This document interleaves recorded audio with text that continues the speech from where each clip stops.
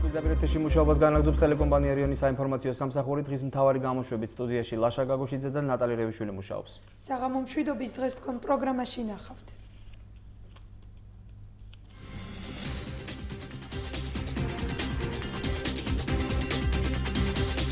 ის ამბები დაინტერესდა როგორია მომავალი წლის მთავარი ფინანსური დოკუმენტის პრიორიტეტები იმერეთის რეგიონში. დეტალები რამდენიმე წუთში. ერთად პრიორიტეტები არის როგორც ინფრასტრუქტურის მოგვარება, თუმცა ამისათვის თანხებს ჩვენ დამატებითი ფონდებიდან მოვიძიებთ. და ერთად პრიორიტეტი არის, რა თქმა უნდა, სოციალური სფერო, სადაც დაფინანსება მნიშვნელოვნად იზრდება. საქველმოქმედო აქცია სოციალურად დაუცველებისთვის. არასამთავრობო ორგანიზაცია მოქალაქე და კონსტიტუციური უფლებების დაცვის საზოგადოება 30 ოჯახს დაეხმარა. ნახეთ დღის ამბებში. მე ჩემი ქრაშვილით დავჭი სოციალურად დაუცველი მეუღლე სამსახური დაკარგა და იმის შემდეგ არავითარი სახსრები აღარ გაგოჩნდა და იძულებული გავხდი მოსულიყავი მაბიდასთან. ვინ უნდა მოუარო სასაფლაოებს ქუთაისში და რა პრობლემებზე საუბრობს მოსახლეობა? გაიგეთ დღის მთავარ საინფორმაციო პროგრამაში. მებირადად დემეგარქა იგენ ჭიშკარია გასროქი როიღება. იმის ჭიშკარი და იგარქა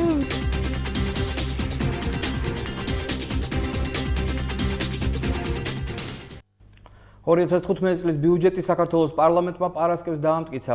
დღისამები დაინტერესდა როგორია ქვეყნის მთავარი ფინანსური დოკუმენტის პრიორიტეტები იმერეთის რეგიონში. ჩვენი გადამყრივი ჯგუფები სხვა მუნიციპალიტეტებში ჩავიდნენ და ადგილზე გაეცნენ დამტკიცებული ბიუჯეტის პრიორიტეტებს. დაიხარჯება რამდენი დაგაზრდილია თუ არა ბიუჯეტი რაიონებში და რამდენი დახარჯვა არის მოსალოდნელი. ამ თემაზე დღეს ჩვენი ჟურნალისტი მუშაობდა სალომე ჩინჩალაძე, რომელიც პირდაპირ ეთერში გვერდება. სალომე, მოგესალმები და გისმენთ. 2015 წლის მთავარი ფინანსური დოკუმენტი. ხელისუფლების პრიორიტეტი სოციალური პრობლემები და ინფრასტრუქტურული პროექტებია.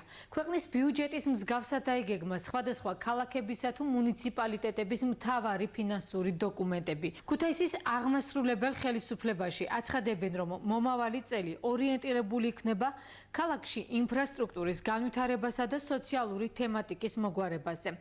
ცნობილი გახდა, რომ დაფინანსება გაიზრდება ბაღების გაერთიანებასაც. 2015 წლის ბიუჯეტის პროექტის საბოლოო ვარიანტი საკრებულოს შენიშვნების გათვალისწინებით შეივსო. ერთად პრიორიტეტები არის როგორც ინფრასტრუქტურის მოგვარება, თუმცა ამისათვის თანხებს ჩვენ დამატებითი ფონდებიდან მოვიძიებთ, როგორც ეს გავაკეთეთ 2014 წელს. და ერთად პრიორიტეტი არის, რა თქმა უნდა, სოციალური სფერო, სადაც დაფინანსება მნიშვნელოვნად იზრდება და სფეროები იგივე კულტურა იქნება, განათლება თუ ამ შემდეგ. თავარი კიდე შეგვიძლია გამოყვეთ ეს არის ბაღები, იმიტომ რომ ბაღებში ბავშვთა კვება მნიშვნელოვნად გაუმჯობესდება და ორის ნაცვლად სამჯერადი კვება იქნება. იგეგმება კიდე სხვა ძალიან მნიშვნელოვანი ცვლილებები. თითქმის ყველა სფეროს დაფინანსება იზრდება და ეს შესაძლებელი გახდა საკუთარი შემოსავლების მნიშვნელოვანი ზრდით. ქუთაისის ბიუჯეტის შემდეგ სამტრედიის მთავარი ფინანსური დოკუმენტი დავინტერესდით. ჩვენი სიუჟეტიდან შეგიძლიათ გაიგოთ, რაში დაიხარჯება თანხა 2015 წელს. ინფრასტრუქტურა და სოციალური საკითხები სამტრედიის მუნიციპალიტეტში აცხადებენ, რომ ეს სფეროები 2015 წელს პრიორიტეტულია. მუნიციპალიტეტის მთავარი ფინანსური დოკუმენტი 9.225.700 ლარს შეადგენს. აღმასრულებელმა ხელისუფლებამ ბიუჯეტის საკრებულოს დასამტკიცებლად უკვე მეორედ წარუდგინა. ბიუჯეტი განხილული გვაქვს წინა პროცესებში განვიხილეთ. იყო რაღაც გარკვეული შენიშვნები, რომელიც გამოსწორებულია უკვე. ბიუჯეტი შეადგენს 9.225.700 ლარს. მოსახლეობიდან იყო განცხადებები ინფრასტრუქტურის სამსახურში შემოსული და ყველაფერი გათვალისწინებული იყო, როგორც ასეთი ახლა უშუალოდ ხალხის იმაში რბოში არ იყო ბიუჯეტი. განცხადებების საფუძველზე განვიხილეთ, ყველა შევისწავლეთ განცხადებების ძირითადად. ხოდა იმის შემდეგ მოხდა დაგეგმარება და კიდევ გეუბნებით, რომ ძირითადად პრიორიტეტი მაინც განსაზღვრულია 2015 წლის ბიუჯეტი სოციალური დახმარებებს. 2014 წელს ინფრასტრუქტურა სამტრედიაში როგორც ადგილობრივი ბიუჯეტიდან, ასევე რეგიონალური განვითარების ფონდიდან ფინანსდებოდა. ფონდმა მიმდინარე წელს 1.741.000 ლარი გამოყო, ადგილობრივი ბიუჯეტიდან კი 451.000 ლარი დაიხარჯა. 2014 წელს რეგიონალური განვითარების ზუსტად მაგ თემაზე მუშაობდით ახლა.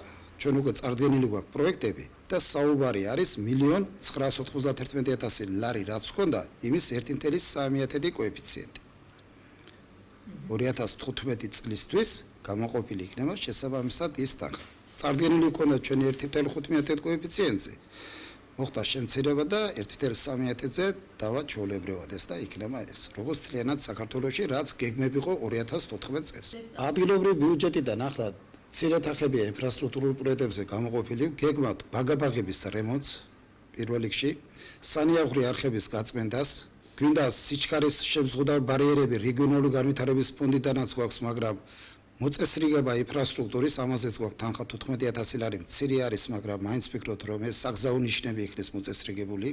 თუ 2014 წელს სოციალურ პროგრამებზე 425000 დაიხარჯა 2015 წელს 580000 ლარის ათვისება იგეგმება. უკვე განსაზღვრულია პრიორიტეტები და გაწერილია პროგრამები. მომავალში პროგრამას კეთდება. აი ეს ჯერადი დახმარება რაც ქვია ეს ფუჭად ფილმის გადაღება იყო.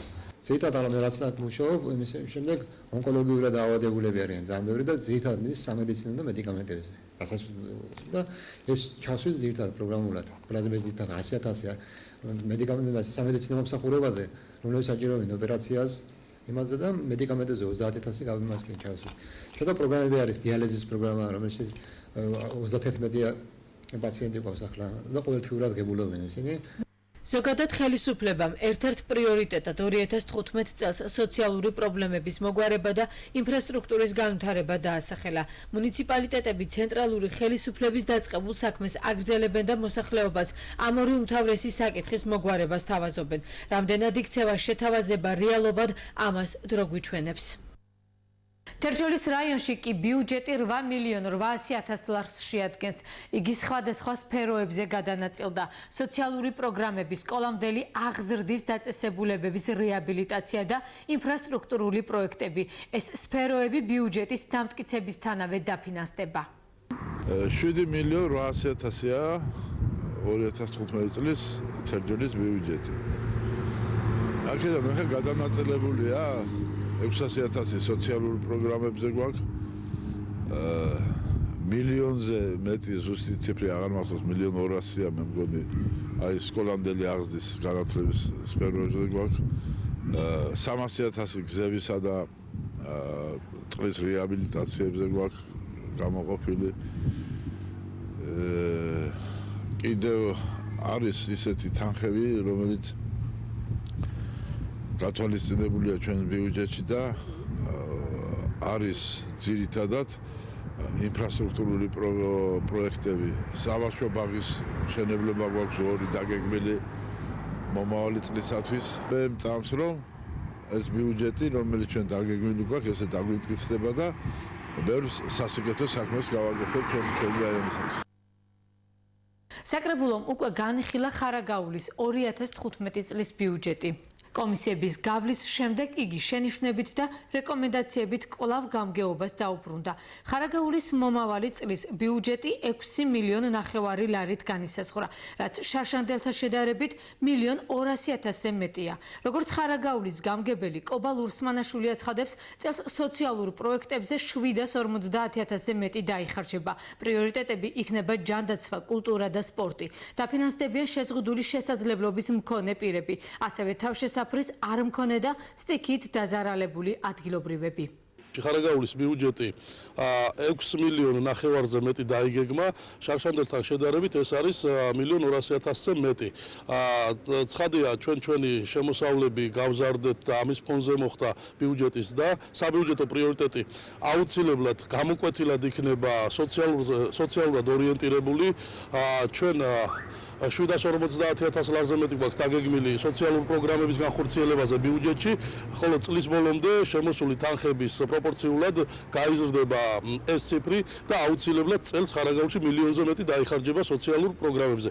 იმავდროულად ჩვენ ვაფინანსებთ გამოკვეთილად ისეთ პრიორიტეტებს, როგორიც არის ჩვენი შიგა აიპები, კულტურა, რა თქმა უნდა, პირველ რიგში კულტურაზე ჩვენ საკმაოდ თანხებს ხარჯავთ და წარმატებული არის ხარაგაულისათვის ეს მიმართულება. შეიძლება სპორტზე დაიხარჯება თანხები, რადგანაც ვფიქრობთ, რომ ხარაგაული ტრადიციების მქონე რაიონია და მომავალში სპორტს მაქსიმალური ხელშეწყობა უნდა ჰქონდეს ახალგაზრდობას. ასევე, რა თქმა უნდა, ჯანდაცვის მიმართულებაზედაც ჩვენ გვაქვს ჩვენი პრიორიტეტები. ხარაგაულს არ ქონდა საავადმყოფო, რომლის მშენებლობაც დაგეგმილია უკვე იანვარ-თებერვალში იქნება ახალი, ასე ვთქვათ, მულტისტაციონარი აშენებული ხარაგაულში 200 კვადრატული, ხოლო მას მიემატება წლის ბოლომდე 700 კვადრატული ახალი საავადმყოფო. 2014 წელთან შედარებით 2015 წლის ბიუჯეტის ზემოთ ხსენებულ ყველა ქალაქსა თუ მუნიციპალიტეტში თითქმის გაზრდილია.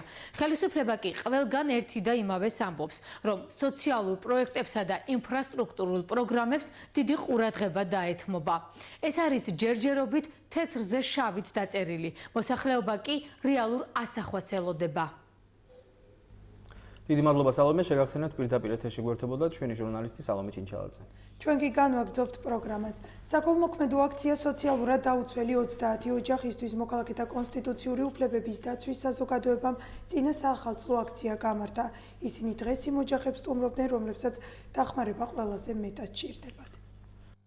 მას შემდეგ, რაც მეუღლემ სამსახური დაკარგა 3 მცირეწლოვანი შვილით, ნათია ჟღენტი საცხოვრებლად სოციალურად დაუცველ მამიდასთან გადავიდა. 7 სულიანი ოჯახი ტურისტული ბაზის ილორის შენობაში უკვე რამდენიმე თვეა ყოველგვარი შემოსავლის გარეშე ცხოვრობს. ვართ 7 სული უკვე. მამიდა შემოვეხიზნეთ, ესე ვთქვათ. მამიდა სოციალურ ბინაში ცხოვრობდა, სოციალურად დაუცველი იყო.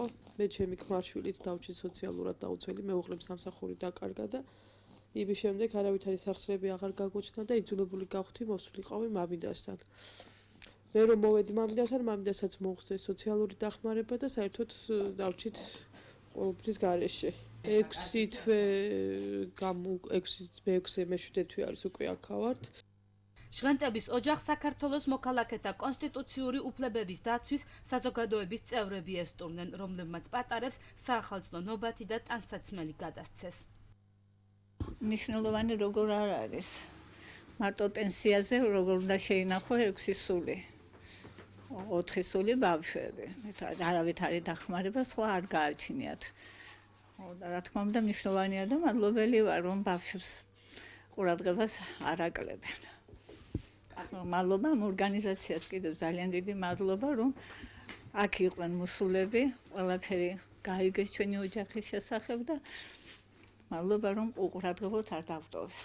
ორგანიზაციის წევრები დღესვე ზოსიაშვილების 8 სულიან ოჯახს ეწვივნენ, როგორც ოჯახის დიასახლისი აღნიშნავს, მათთან დასახმარებლად როგორც წესი ნაკლებად მოდიან. დასახმარებლად არავინ არ მოდის ახლა და რა ვიცი კი ვინეთა გავსკენი ჩვენც, მაგრამ არავის არ მას უქნია რამე რომ დახმარებოდა და იგი არაფერი არ გამოვიდა. პირველ რიგში მადლობა მინდა გადაუხადო ნომერ 3 საჯარო სკოლის დირექტორს ბატონ თამას, შემდეგ თითოეულ მოსწავლეს მინდა გადაუხადო მადლობა მასწავლებლებს და თითოეულ მშობელს, ვინც ესე დაგვიდგა გვერდით. ბავშვებმა ესეთი პატარა წიგნე მოიტანეს, რომლებშიც არის ზღაპარი, წერილები, კონვერტები ჩადეს შიგნით, სადაც ახალ წერს ულოცავენ და მეგობრობის ხელი როგორაც შეძლეს ესე გამოუწოდეს ამ ხალხს.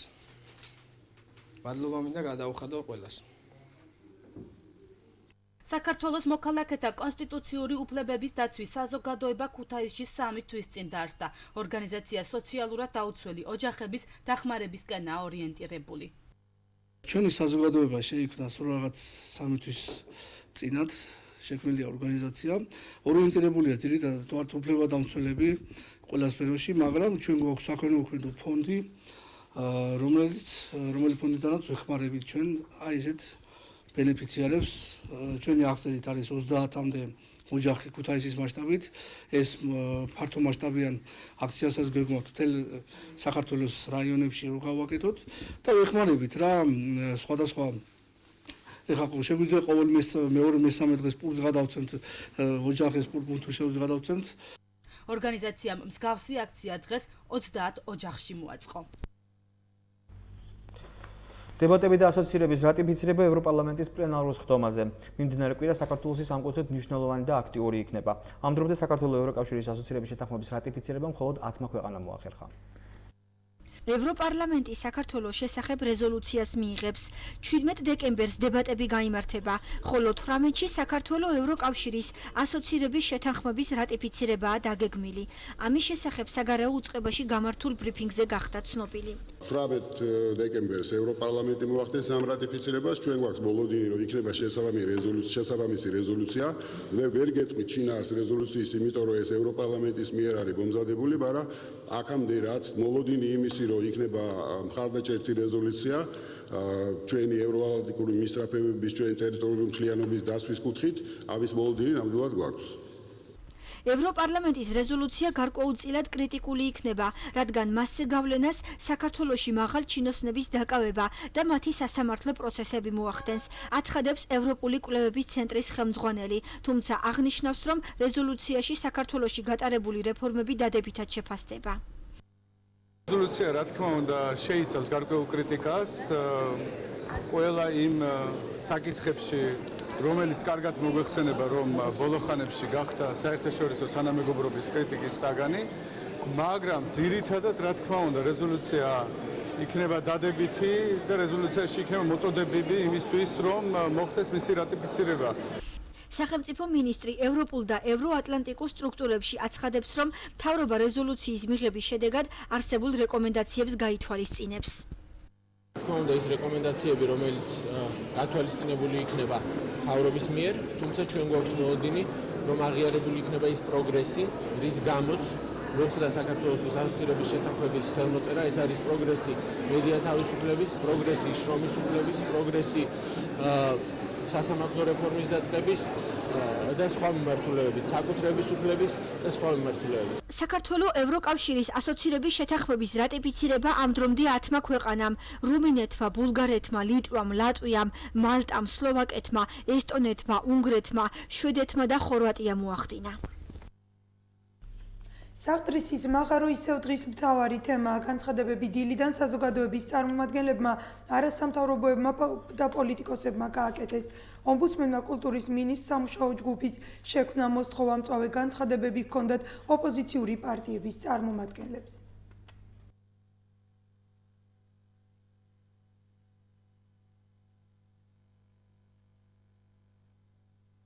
თაობაზე მიმდინარეობს სასამართლო დავა. მიუხედავად ამისა, მიმდინარე წლის 13 დეკემბერს ერამჯი გოლდის მიერ კვლავ განახდა სამთო მოპოვებითი სამუშაოები, რაც არის ძალიან სამწუხარო. ჩვენ მოუწოდებთ კულტურის და ძეგლთა დაცვის სამინისტროს შექმნა სამუშაო ჯგუფი უახლოეს დღეებში და უზრუნველყოს პროცესში ყველა დაინტერესებული მხარის ჩართვა. გვხდეს ეს დოკუმენტები პროაქტიულად, რომ ყველა ნახოს რა დაედო რეალურად საფუძვლად აი ამ გადაწყვეტილებას, რომელიც 12 დეკემბერს მიიღეს და 13 დეკემბერს უკვე აღასრულეს, იმიტომ რომ არ გვაქვს არანაირი არც დოკუმენტი, არც საფუძველი იმისა, რომ ნახოთ რა მოხდა, არის მხოლოდ რაღაც ზეპირი განცხადებები, რომელიც პოსტფაქტუმ მოხდა, როცა უკვე ააფეთქეს ეს ძეგლი და ეს არ არის სწორი პრაქტიკა, ეს არის ჩემი აზრით დაუშვებელი, მით უმეტეს როცა არსებობს მაღალი საზოგადოებრივი ინტერესი ამ კონკრეტულ საკითხთან დაკავშირებით. მიხეილ სააკაშვილმა მოუხსნა საღდრის ძეგლის სტატუსი. ხოლო დღეს მისი განადგურება ნაციონალური მოძრაობის ტრადიციებით უქმე დღეს ღამით, მალულად, აფეთქებით განხორციელდა. ქართულმა ოცნებამ არ შეისმინა არც ხალხის, არც პატრიარქის და ერთპიროვნულად მიიღო გამოუსწორებელი დანაშაულებრივი გადაწყვეტილება. ეს კიდევ ერთი მტკიცება იმისი, რომ ბიძინა ივანიშვილი კერძო ფინანსური ინტერესის გამო ნებისმიერ სახალხო პროტესტს გადააბიჯებს თავზე, რომ ის არის მოსული ამ ქვეყანაში საკუთარი ფინანსური მდგომარეობის დასაცავად და გასაუმჯობესებლად და ყველა მსხვილი ბიზნესი ესე ნელ-ნელა ექცევა მისი პირადი კონტროლის ქვეშ. კომპანია RMG Goldchiki აცხადებენ, რომ კომპანია კანონის ფარგლებში მოქმედებს. კულტურის სამინისტროსა და კულტურული მემკვიდრეობის დაცვის სააგენტოს მიერ გაცემული დოკუმენტაცია RMG-ს სამუშაოების წარმართვის ნებართვას აძლევს. საღდრის ყაჩაღიანის უბანზე სამთო მოპოვებითი სამუშაოები განახლდა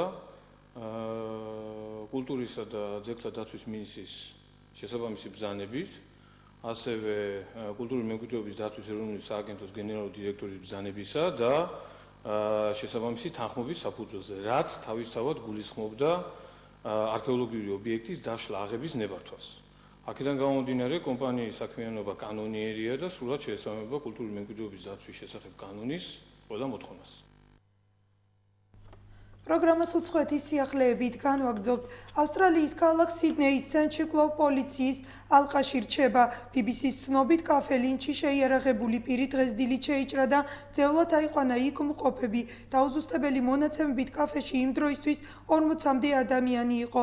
გავრცელებული ინფორმაციით, კაფეში შეჭრილმა პირმა ავსტრალიის პრემიერ-მინისტრ ტონი ებოტთან შეხვედრა მოითხოვა. თუმცა ამ დრომდე დაზუსტებით უცნობია, რა კონკრეტული მოთხოვნები აქვს კაფეში შეჭრილ პირს. დაზუსტებული ინფორმაციით ამ დროისთვის კაფედან გამოქცევა მხოლოდ 5 მძევალმა შეძლო, რომელთაგან 3 კაფის თანამშრომელია, 2 კი მომხმარებელი. ევროკავშირი თურქეთში ჟურნალისტთა დაკავებებს გამოეხმაურა. ორგანიზაციის უმაღლეს წარმომადგენელმა ფედერიკა მოგერინიმ და ევროკომისარმა იოჰანეს ჰანსმა ერთობლივი განცხადება გააკეთეს, სადაც ნათქვამია, რომ პოლიციის რეიდები და ჟურნალისტთა დაპატიმრებები მიმართულია ევროპული ღირებულებებისა და სტანდარტების წინააღმდეგ. რეიდები სამართალდამცველებმა თურქეთის სხვადასხვა ქალაქში ჩაატარეს და 27 ჟურნალისტი და რედაქტორი დააკავეს. ოპერაცია კორუფციულ სკანდალს უკავშირდება, რომელიც საპრეზიდენტო არჩევნებამდე დაიწყო. ოპოზიციამ რეჯეპ ტაიპ ერდოღანი და მისი გარემოცვარ კორუფციულ გარიგებებში დაადანაშაულა. პრეზიდენტმა კი ოპოზიციისა და მისი მომხრე მედია საშუალებების ქმედებები სახელმწიფო გადატრიალების მომზადების მცდელობად შეაფასა. ბელგიაში ბოლო წლების განმავლობაში ყველაზე მასობრივი გაფიცვა დაიწყო, რომელიც პროფკავშირების მიერაა ორგანიზებული. აქციის მონაწილეები მთავრობის პროგრამას აპროტესტებენ, რომლის მიხედვითაც საბიუჯეტო ხარჯები უნდა შემცირდეს. გადადებულია რეისები, გავრცელებული ინფორმაციით არ იმუშავებს სკოლებისა და უნივერსიტეტების დიდი ნაწილი. 2014 წლის მის სამყარო 22 წლის აფრიკელი გოგონა გახდა. ლონდონში გამართულ ყოველწლიურ დაჯილდოებაზე 210 კონკურსანტიდან ჟიურის გადაწყვეტილებით მის სამყაროს გვირგვინი სამხრეთ აფრიკელ სტუდენტს ერგო, რომელიც სამედიცინო ფაკულტეტზე სწავლობს და ექიმობაზე ოცნებობს. მეორე ადგილზე უნგრელი ედინა კუშლარი, ხოლო მესამე ადგილზე ამერიკელი ელიზაბეთ საბრიბი გავიდა. პროგრამას ადგილობრივი ინფორმაციით განვაგრძობთ. ქუთაისის ტერიტორიაზე არსებული სასაფლაოების მოვლა პატრონობა შპს ქართული ტრადიციები 2011 ევალება. დღის ამბების გადამღებმა ჯგუფმა სულხან-საბას დასახლებაში არსებული სასაფლაოს ტერიტორია დაათვალიერა. მოსახლეობა ამბობს, რომ საფლავებიდან ნივთები იკარგება. მიუხედავად იმისა, რომ ნაგვის ურნა მიმდებარე ტერიტორიაზე დგას, ანტისანიტარია მაინც არის. სასაფლაოზე მსხვილფერხა პირუტყვიც ბალახობს. შპს ქართული ტრადიციები 2011-ის ხელმძღვანელის თქმით, მათთვის სასაფლაოების გაქურდვის ფაქტი ცნობილი არ არის. მაგალითად, საყვავილე ან სანთლების დასანთების სპეციალური არის და მე მინდოდა ახლა მეყიდა და მითხრეს, რომ მაინც დაგეკარგება. მოგბარავს ვინმეო. მაგიდა გინდა სკამები ყველაფერი მიაქვთ, ყველაფერი შვინო. მე პირადად მეგარქა იგენი ჭიშკარია რო იღება. იმის ჭიშკარი დაიგარქა 1 წლის წინ. ანუ სასაფლაოს ჭიშკარი მოგპარეს. ხო. თუ მიმართეთ ვინმე სამოთხოვნს. არა. ან თუ არის ადმინისტრაციისთვის ცნობილი ეს ფაქტი. არა. არავისთვის არ მიმართ. საერთოდ რაიმე ქურდობის ფაქტი თუ კი დაფიქსირდება ჩვენ სასაფლაოებზე, აუცილებლად მოსახლეობა მიმართავს სასაფლაოს ადმინისტრაციას. ან უარი შემთხვევაში მოდიან ჩვენთან ოფისში. ასეთი რამ ძალიან დიდი ხანია ჩვენთან არ ყოფილა, ასეთი ფაქტი და ასეთი შემთხვევა, აქედან გამომდინარე, რატომ მაინდა-მაინც თქვენ მოგმართეს ამის შესახებ ჩვენთვის გაურკვეველია. ჩვენი სასაფლაოები შეადგენს 88 ჰექტარს, აქედან გამომდინარე, მისი დაცვა მარტივი და ადვილი არ არის, შეღობილი გვაქვს სასაფლაოები და არსებობს შემთხვევები, როცა მოსახლეობა სპეციალურად არ ყვევენ ღობეს, რომ თავიანთი პირუტყვი შემოვიდეს სასაფლაოებზე და იქ მათ მოძღვონ ბალახი, მაგრამ ჩვენ ძალიან სერიოზული ბრძოლა გვაქვს ამასთან დაკავშირებით გამოცხადებული. ვანის მუნიციპალიტეტში 4 თვის წინ მომხდარი სტიქიის თალიკვიდაციო სამუშაოები ინტენსიურად მიმდინარეობს. ამ ეტაპზე სოფელ ამაღლებაში ჭოყიანის ხიდის მშენებლობა მიმდინარეობს. სოფლების გორასა და საპრასიას დამაკავშირებელ ხიდს კი სრული რეაბილიტაცია უტარდება. რაიონში მდინარე კენისწყლის კალაპოტის გაღრმავებისა და გაწმენდის სამუშაოებიც მიმდინარეობს. მდინარის გაწმენდის შედეგად კვინისწყლის ადიდების შემთხვევაში მოსახლეობის დატბორვის საფრთხე აღარ იარსებებს. ვანის მუნიციპალიტეტში სტიქიის სალიკვიდაციო სამუშაოებისათვის რეგიონული განვითარების სამინისტრომ 880,000 ლარი გამოყო. 2014 წლის 27 იანვრის მომხდარმა სტიქიამ რაიონში 3 ადამიანის სიცოცხლე შეიწირა, 8 ოჯახი დააზარალა, დაზიანდა საფრთხესათესი მიწები, დაიხოცა შინაური ფრინველი და პირუტყვი. ვანის მუნიციპალიტეტში ზეინდარი ფერეთას საავტომობილო გზის ასფალტის საფარით მოწყობა დასასრულს უახლოვდება. ზეინდარი ფერეთას ადგილობრივი მნიშვნელობის გზა ერთმანეთთან ორ სოფელს აკავშირებს. ახალი გზის საშუალებით მოსახლეობა უფრო ადვილად და უსაფრთხოდ გადაადგილდება. მუნიციპალიტეტში მიმდინარე სამუშაოების მონიტორინგი იმერეთში სახელმწიფო რწმუნებულმა, გუბერნატორმა ზაზა მეფარიშვილმა და ადგილობრივი ხელისუფლების წარმომადგენლებმა განახორციელეს.